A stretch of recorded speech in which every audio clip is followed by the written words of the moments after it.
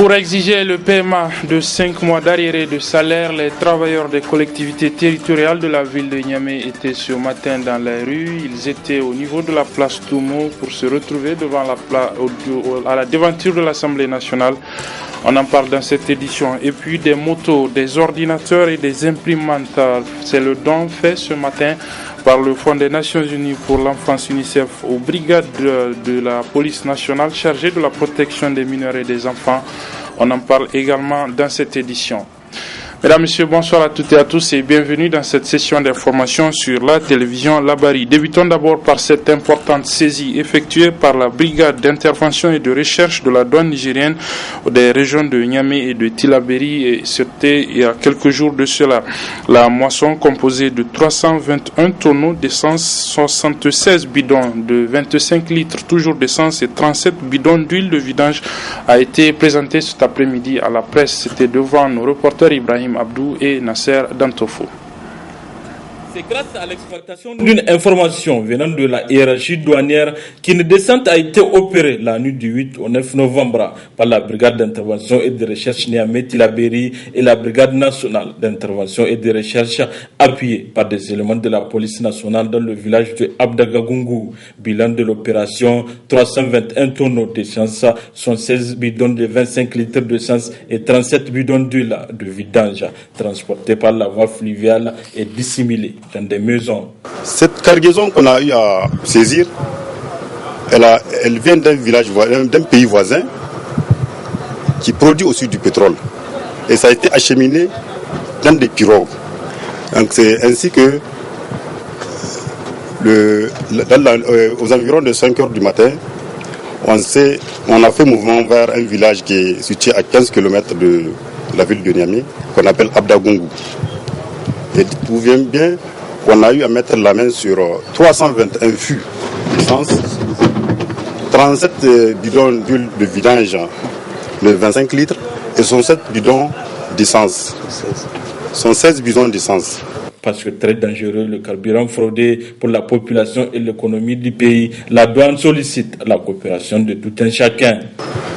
Et tout ça là, c'est dans une concession, dans des concessions différentes, dans des habitats, dans un village, avec la complicité justement de la population, y compris du chef de village. Je réitère encore l'appel, c'est l'appel le plus important, c'est l'appel qu'on lance auprès de la population du Niger pour apporter toute leur aide, tout l'appui qu'ils peuvent à la douane pour mener à bien notre mission. Un camion citerne de 40 000 litres et 400 bidons d'essence ont également été saisis par la voie terrestre à la population d'aider la douane dans sa mission classique de lutter contre le carburant fraudé. Les travailleurs des collectivités territoriales du Niger, membres du SACOTEN, c'est le nom de leur syndicat, ont donc battu le pavé ce matin. Ils sont partis de la place Toumo à la place de la concertation pour revendiquer et porter à la connaissance de l'opinion publique nationale et internationale de ce que cela fait 5 mois qu'ils n'ont pas perçu leur salaire. Ce matin donc, nos reporters Nasser Seydou et Ousmane Sidikou étaient au niveau de la place de la concertation.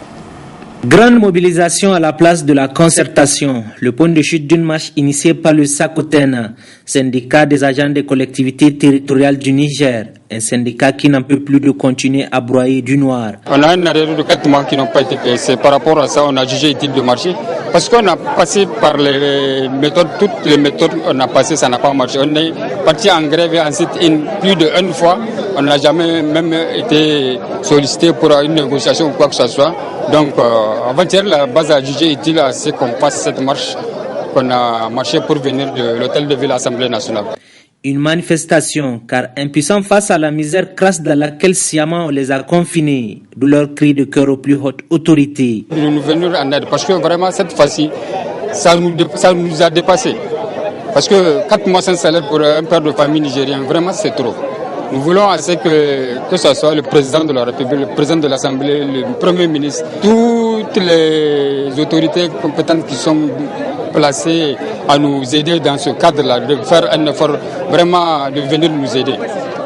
Tirant le diable par la queue, et ce depuis plusieurs mois, mais il pointerait du doigt le maire central de la ville de Niamey, qui serait l'alpha et l'oméga de cette situation inconfortable qu'ils vivent depuis plusieurs mois. Sur le front social toujours, la cause Niger, c'est la convergence pour une action unitaire des syndicats d'enseignants du Niger, entame à partir d'aujourd'hui une grève de 72 heures. Là aussi, c'est pour revendiquer de meilleures conditions de travail. Cette grève qui a débuté aujourd'hui intervient à la suite de plusieurs revendications jusque-là restées non satisfaites. Le constat du début de ce mouvement de grève dans ce reportage de Nasser Seydou et Asmaou Seydou. Aucune âme ne vit où les cours sont complètement déserts dans les établissements scolaires. Un constat qui fait suite à une grève de 72 heures entamée depuis hier par Cause Niger. Elle intervient suite à plusieurs de leurs revendications jusque-là restées en suspens. Du début de la rentrée à maintenant, la convergence pour une action unitaire des syndicats de l'enseignement de la cause a envisagé des séries de mouvements qui visent à amener le gouvernement de la 7e République à respecter les engagements qu'il a librement souscrits avec nous. Puisqu'il faut rappeler que à la date d'aujourd'hui, nous avons encore beaucoup de nos camarades qui n'ont pas encore perçu les pécules, et cela 2 à 3 mois selon les localités. Or, le gouvernement s'était engagé à faire en sorte que le paiement puisse avoir lieu et qu'il soit effectivement payé avant même la rentrée scolaire. Le recrutement à la fonction publique au titre des années 2012, 2013, 2014 cause toujours problème. La question des rappels salaires et incidences financières tarde toujours à être payée. D'assignation en assignation, aucune bonne foi affichée de la part du gouvernement, même si débouté à toutes les reprises. Lorsque un gouvernement choisit d'abord de sortir pour tenir des propos mensongers, lorsqu'un gouvernement, par la suite, se donne le loisir d'assigner à chaque préavis de grève les organisations syndicales, et lorsqu'après avoir été débouté par la justice, que le même gouvernement appelle à des négociations, nous disons simplement que nous doutons de la sincérité et de la franchise du gouvernement. Mais dans tous les cas, au niveau de la cause Niger, nous attendons écouter le gouvernement et attendre à ce que des propositions concrètes nous soient proposées. Bien qu'appelés à négociation, ils disent continuer le mouvement car aucune bonne foi de la part du gouvernement. Nous allons encore parler du front social, mais cette fois-ci sur le plan de la santé. Mais avant, retenez que nous sommes aujourd'hui 10 novembre, c'est la date anniversaire du décès du général Séni Kountché, le chef de l'État qui a dirigé notre pays d'avril 114 à la date du 10 novembre 1987, date à laquelle donc il est décédé 29 ans après son décès. Beaucoup de Nigériens se souviennent de ce qu'a été l'homme. Ce matin, une équipe de la radio et télévision Labari a tendu son micro à quelques citoyens que je propose de suivre. C'est vraiment un homme d'État, un grand homme d'État, un rassembleur, un vecteur d'unité nationale, un travailleur et un patriote. Kountché, vraiment, c'est un travailleur. C'est quelqu'un qui aime la population nigérienne. C'est quelqu'un qui a réuni la population nigérienne. Partout, la Samaria qu'il a créée, vraiment, c'est lui le créateur de la Samaria. Les gens se sont connus partout, ils se sont mariés. Donc vraiment, même si on dit les gens disent qu'ils vont amener le racisme ou bien l'ethnocentrisme dans ce pays-là, c'est pas possible. Parce que nous sommes mariés chacun à l'autre. Donc vraiment, nous sommes soudés. Kountché, à son temps, on ne peut pas dilapider l'argent du pays. Même si tu penses à toucher à cet argent-là, si tu vois la photo de Kountché, tu laisses tomber. Parce que tu sais que vraiment, l'homme là, c'est quelqu'un qui est direct, qui est franc. Lui, quand il punit, il va au sommet, c'est le patron. Parce que si le bas gâte, il dit que c'est le patron. Donc c'est le patron qu'il touche. À ce temps-là, tu vas te corriger, tu es obligé de te corriger. C'est un homme d'État sans égal, c'est un homme de grande probité et c'est un homme qui est animé de l'amour de la patrie, l'amour de la nation et qui a essayé par sa grande sagesse d'inculquer aux Nigériens en tout cas l'amour de certaines valeurs que malheureusement aujourd'hui nous sommes en train de perdre. Et c'est pour ça que je pense que c'est tout à fait normal que à l'occasion de cet anniversaire de la grande perte de ce grand homme, que l'ensemble des Nigériens en tout cas lui rendre un hommage mérité. Je me rappelle bien de Kounché. C'était un homme intègre, un homme qui n'a jamais abandonné la responsabilité. C'était un homme de parole, un homme craint. Parce que tout simplement, Kounché a toujours cultivé la justice, le travail et les valeurs. Si on avait la valeur que Kounché avait cultivée dans ce pays, je pense que les choses ne seront pas comme aujourd'hui, où tu te sens lésé quand tu n'es rien, où tu t'en fiches du travail, mais tu penses seulement à remplir tes poches. Kounché n'aime pas ces choses-là.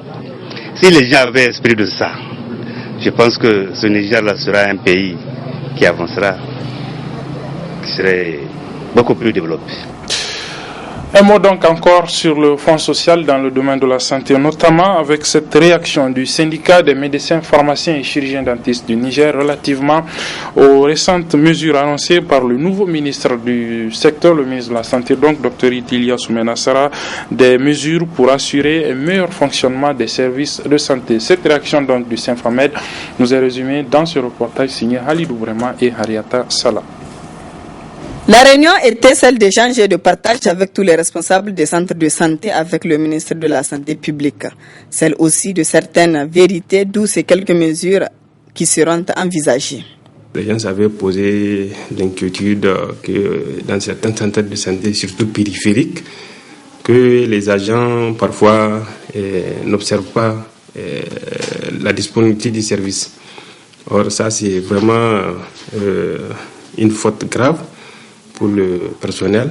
Donc le ministre a attiré l'attention de ces agents qu'ils doivent assurer vraiment la continuité de service. Et nous, au niveau du Symphamed, par rapport à cette question, la semaine dernière, nous avons effectué une mission à l'intérieur du pays pour pouvoir sensibiliser nos militants par rapport à ces problèmes qui est observé sur le terrain. Nous, en tant que syndicat, puisque c'est des textes réglementaires qui régissent, n'est-ce pas, ces centres de santé, nous, en tant que syndicat, nous ne pouvons pas aller à l'encontre, n'est-ce pas, de ces textes réglementaires. Tout ce que nous pouvons dire, que d'appeler l'attention de nos collègues, n'est-ce pas, de ce respect de ces textes réglementaires-là.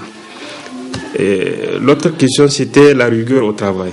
La rigueur au travail, c'est-à-dire le respect des plannings, des différents protocoles mis dans les services.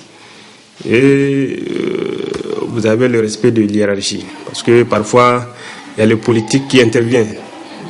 Quand vous avez un agent sous votre coupe en tant que responsable et qu'il pense qu'il a du soutien au niveau politique, n'est-ce pas, il peut ne pas respecter l'hiérarchie. Donc le ministre avait parlé sur cette question, donc que en tout cas lui à son niveau, tant que le premier responsable de ce ministère de la Santé, il ne compte pas faire des agissements, en tout cas concernant la gestion des services de santé, pour tout agent qui aurait vraiment, en tout cas, contrecarré les décisions de son supérieur hiérarchique. Donc nous, en tant que syndicat, en tout cas pour une première appréciation, nous ne pouvons que nous jurer de cela. Il y aura des visites surprises, n'est-ce pas, au niveau de ces centres de santé pour voir effectivement la continuité des services, surtout la nuit. Donc, et là, le syndicat ne peut pas aller à l'encontre de ces genres de décisions, puisque c'est pour assurer la santé de la population, n'est-ce pas? Donc, le syndicat ne peut pas aller à l'encontre de ces genres de mesures.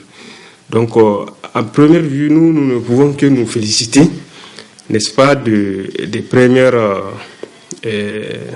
décisions, ou bien si vous voulez, des premiers pions qui ont été posés. Nous souhaitons que les agents d'abord, n'est-ce pas, répondent à l'appel du ministre pour faciliter la gestion de ce ministère-là à ce ministre qui a demandé à ce que les gens respectent les textes réglementaires pour pouvoir l'aider à gérer ce ministère. Des mesures qui, une fois mises en application, constitueront certainement un grand soulagement, aussi bien pour les malades que leurs accompagnants, ce relativement au calvaire que ces derniers endurent dans les centres de santé. Le Fonds des Nations Unies pour l'enfance, l'UNICEF, organise depuis ce matin un atelier de restitution sur le rapport dressé sur les compétences des enfants entrant pour la première fois au primaire au Niger. Le résumé de l'ouverture de cet atelier avec nos reporters Abouakar Souley et Nafissa Hassan. L'UNICEF, Fonds des Nations Unies pour l'enfance, véritablement porté sur les valeurs de l'éducation primaire au Niger. Illustration à travers cette cérémonie sur la restitution du bilan des compétences des enfants inscrits au primaire pour la première fois au Niger.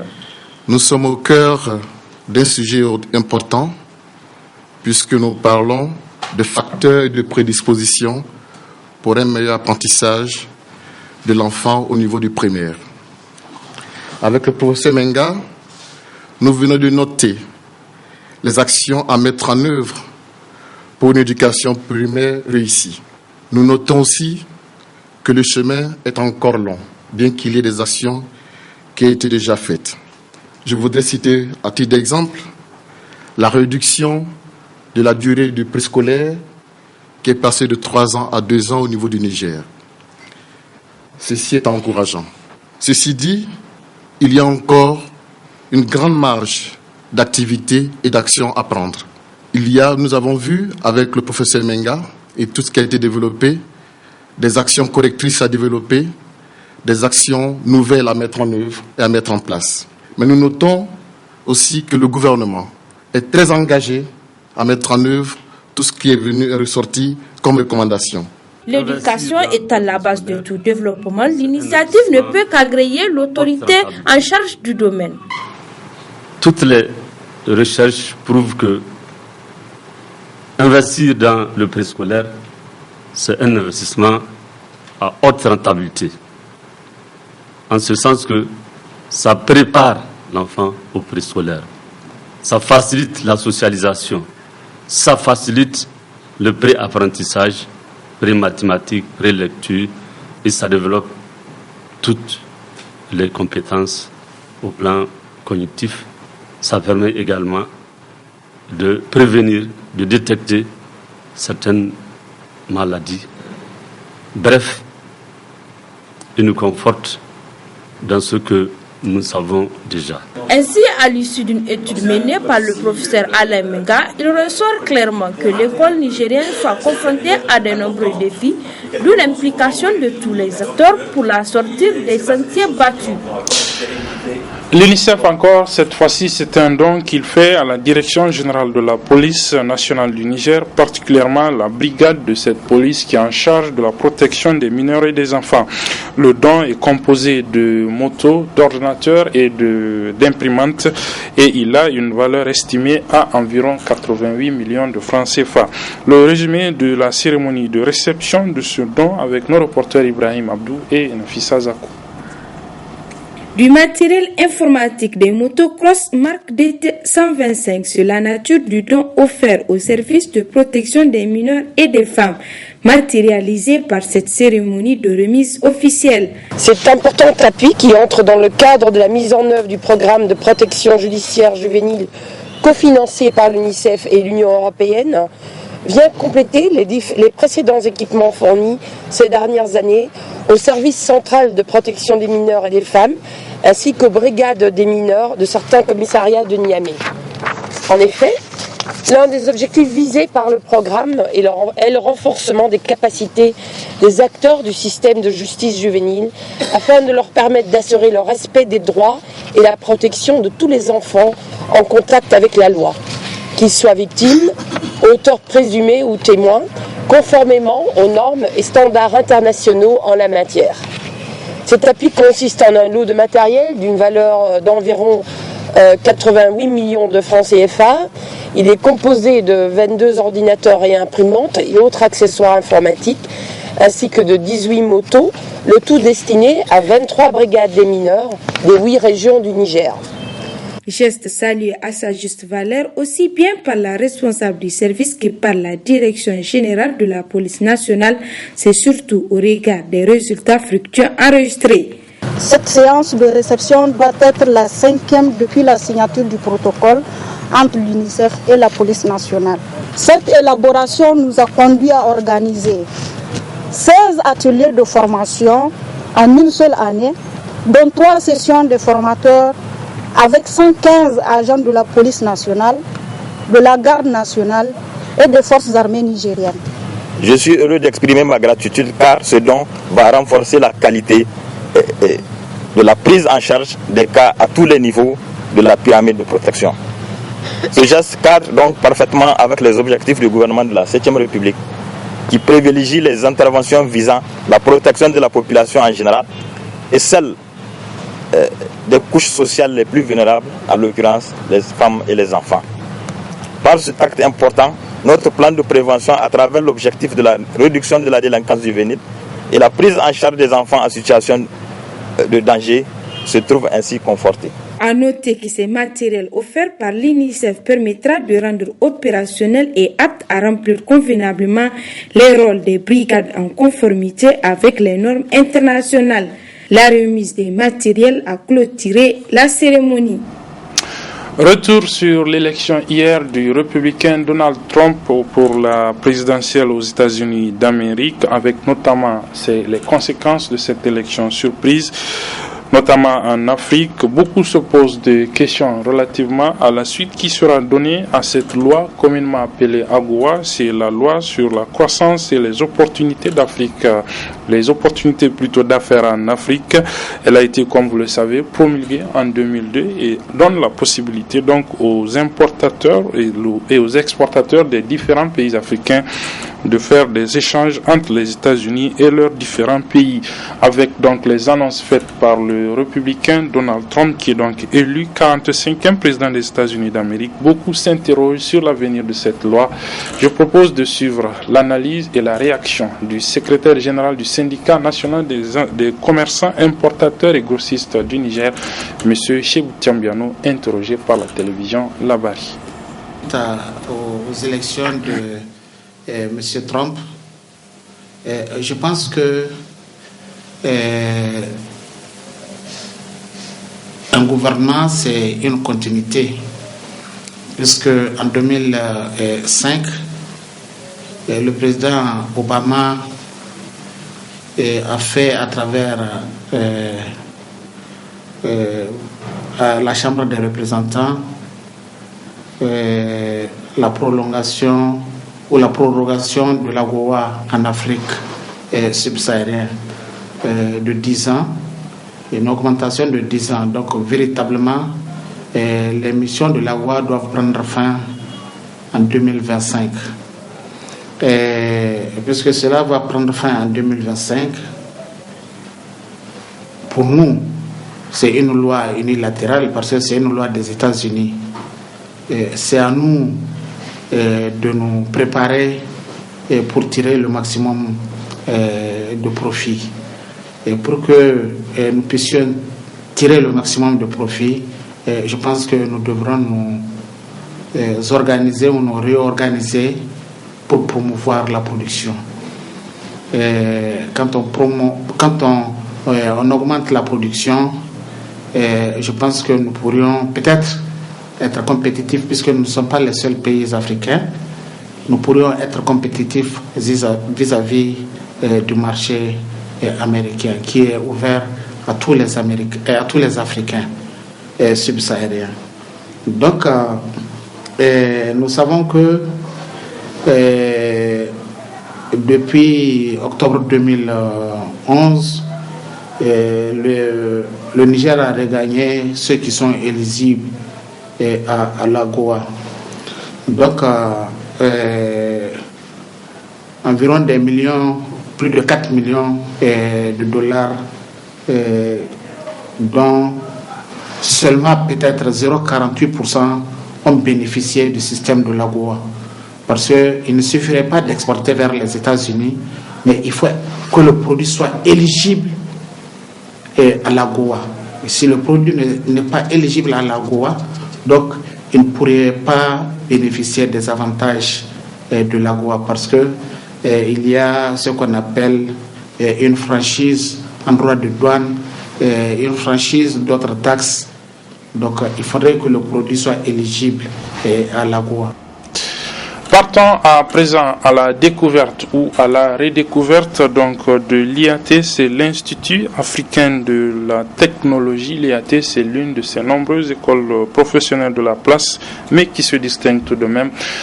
L'IAT est donc une école qui a remporté beaucoup, qui répond plutôt aux normes de qualité de l'enseignement supérieur en Afrique en général et au Niger en particulier. Redécouvrons donc l'IAT dans ce public reportage signé Halilou Bourema et Michel Deji. Créé il y a déjà près d'une vingtaine d'années, l'Institut africain de technologie est une école leader dans le domaine de la formation professionnelle qui a l'accréditation de l'État du Niger et du CAMES. Par ailleurs, l'école développe une coopération fructueuse avec la Fédération européenne des grandes écoles, FED. De sa création à nos jours, que des innovations qui lui ont déjà valu plusieurs distinctions et reconnaissances. Ce témoignage, c'est au niveau national et au niveau international. Au niveau national, nous avons eu l'accréditation de 2 ministères en charge de l'enseignement, professeurs techniques, c'est-à-dire supérieurs et moins. Au niveau international, nous avons été accrédités plusieurs fois par des institutions indépendantes qui ont pu quand même identifier la qualité des diplômés de nos produits qui sont sortis pour nous accréditer, tant au Maroc en 2010 et en 2015 aux États-Unis. Alors, pour mieux asseoir, comme je le disais, la gouvernance, nous avons engagé des réformes avec le président du conseil scientifique qui est dirigé par un professeur de rang A, dénommé professeur Tandina, qui a pu quand même instruire l'institution et on a mis une cellule de contrôle de qualité de l'enseignement professionnel et technique au niveau de l'IAT. Notre particularité, il faut le dire, ça se justifie sur deux choses. Non seulement respecter le programme d'enseignement, engager de bons enseignants, aboutir à de bons résultats. Et ça se justifie, vous pouvez vous référer aux structures qui organisent les examens d'État. 3 années de suite, nous avons occupé la place du premier au BTS d'État. Et plusieurs années, nous avons participé au BP d'État et nous avons eu des places honorables au niveau de l'enseignement moyen. Donc, l'IAT, c'est cet institut qui a aujourd'hui 2600 étudiants inscrits. C'est-à-dire qu'on tend vers certainement une université technologique, peut-être dans 10 ans. Voilà en fait pourquoi on en parle. Mais cela va nous pousser à accréditer toutes les filières au niveau du CAMES parce qu'on est déjà membre et développer d'autres partenariats en créant un conseil consultatif international qui va développer une coopération des enseignants au niveau international, des enseignants associés qui vont certainement passer pour enseigner dans le cadre de transfert de compétences pour renforcer les capacités de la formation, de la qualité de la formation. Des performances qui s'expliquent par la disponibilité des ressources humaines qualifiées, mais aussi d'une technologie de pointe. Donc nous avons 4 salles informatiques dont chacun dispose donc de 24 machines. L'IAT dispose donc à son sein d'accord des serveurs et des routeurs administrables. Pourquoi ces routeurs et serveurs-là? C'est pour pouvoir mettre en pratique d'accord les connaissances théoriques acquises donc par les étudiants en place. Donc ces équipements-là, c'est des équipements aussi qu'on retrouve en entreprise. Ce qui fait de nos étudiants des étudiants aguerris. Ça veut dire quoi? Ça veut dire que c'est des étudiants, une fois en entreprise, c'est pas pour aller apprendre, mais plutôt pour mettre en pratique leurs connaissances donc acquises sur les bancs. Il faut venir au niveau des instituts, se rassurer que nous avons des dispositifs à infrastructure adéquats.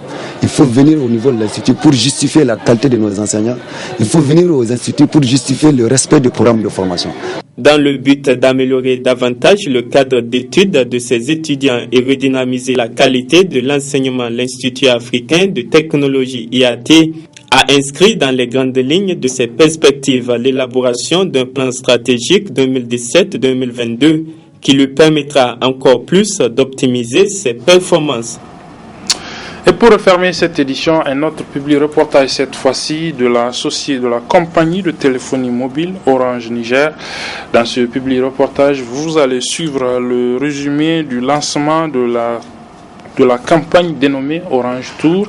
C'est une série de compétitions que la compagnie organise dans les différentes régions de notre pays. Dans ce public reportage qui va donc suivre et sur lequel nous allons refermer cette édition, vous allez suivre le résumé du lancement de cette campagne Orange Tour au niveau de la région de Zender. Très bonne réception et bonne suite de nos programmes.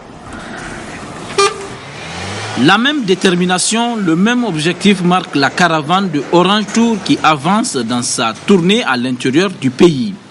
Gouré puis Zender, voilà pour la 4e étape du programme régional. Cérémonie de lancement des responsables de Orange Niger. Le programme Orange Tour dont nous procéderons au lancement aujourd'hui dans la région de Zender, plus particulièrement ici même à Gouré, est né de cette triple approche qu'est la proximité, l'écoute, la responsabilité à l'endroit de toutes les parties prenantes du Niger. Puis, lancement officiel donné par les autorités locales. Orange Tour, dont nous procédons au présent lancement et que la ville de Zender a l'honneur d'accueillir, est une initiative qui va sans nul doute apporter un souffle nouveau au rayonnement de cette ville. Notre présence à cette cérémonie marque tout l'intérêt que nous portons à cette initiative, eu égard aux multiples investissements et avantages qu'elle procure à notre région. Orange Tour, comme son nom l'indique, m'a-t-on informé, sillonnera toutes les régions du Niger. C'est à l'occasion de vous féliciter pour cette noble initiative qui occupera un temps soit peu nos jeunes, nos artistes, nos commerçants, nos hôteliers, en un mot, toute la chaîne du développement socio-économique de la région. Sépare le Maracana, un jeu de football qui regroupe 8 équipes dans chaque localité, avec pour chacune des équipes 5 joueurs de champ et 1 remplaçant sur un terrain restreint et bien limité que débutent les activités. Un championnat à éliminatoire direct est observé pendant 3 jours pour connaître le champion d'une localité. À Gouré, Calcio en bleu était aux prises à Météo en orange. En finale, score 3-0 pour Calcio, sacré champion de Gouré. À Zender, Calcio, cette fois-ci de Zender en bleu, a croisé le fer à Liverpool en jaune. En finale, Calcio s'offre la Coupe d'Âme après avoir battu Liverpool sur un score sans appel de 3-0. Chacune des équipes championnes s'en sort avec une coupe, des médailles, une enveloppe de 75 000 francs CFA, des kits orange et un ballon de foot. Les deuxièmes des médailles, une enveloppe de 50 000 francs, un ballon de foot et des kits orange. Les troisièmes, une enveloppe de 25 000 francs, un ballon de foot et des kits orange. Vraiment, je n'ai même pas de mots à dire. Vraiment, merci beaucoup à Orange, service qui n'est même pas comme les autres, un service important, un service qui encourage toute la jeunesse. Merci beaucoup. C'est une joie pour moi vraiment d'avoir ce coup puisqu'ils ont fait ça en plusieurs reprises. Donc vraiment c'est une joie pour moi de maintenir ce coup et de le gagner ça dans mon équipe de Calcio. Vraiment ça m'anime beaucoup. En marge des activités de Orange Tour, l'équipe du comité de direction CODIR de Orange Niger, conduite par le directeur général Brelok Ba, a rendu une visite de courtoisie aux plus hauts responsables administratifs et coutumiers de la cité du Damagaran. Du gouvernorat en passant par le conseil de ville de Zender, le conseil régional et le sultanat. Partout où il est passé, le CODIR a reçu les félicitations et encouragements des personnalités pour la qualité du service de Orange et le soutien que Orange Niger ne cesse d'apporter aux différentes couches sociales en général et la jeunesse en particulier à travers le sport et la culture. Pour rendre l'acte à la parole, le directeur général a reçu des mains du sultan de Zender, l'honorable Aboubakar Sanda, un cadeau symbolique. Orange Tour, c'est la rencontre et la prise en compte de suggestions des clients en vue d'améliorer la qualité du service. Gaskiya Orange muna jin daɗin harkoki da su domin kusan komi muna samun shi a yanda ya kamata kuma akan lokaci. Vraiment l'organisation Orange Tour ça a été parfaite vers nous.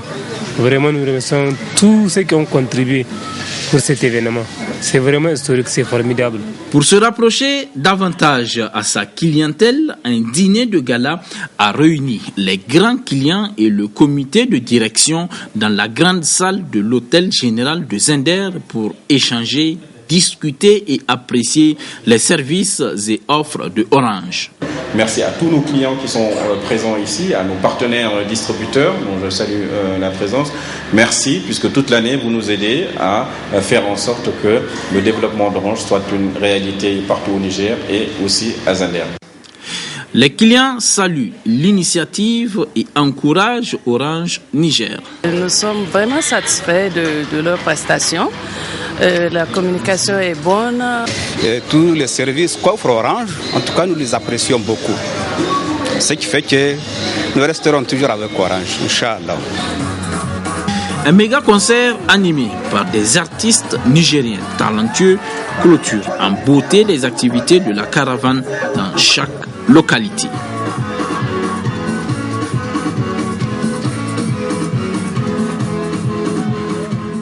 Vous rapprochez de l'essentiel, Orange.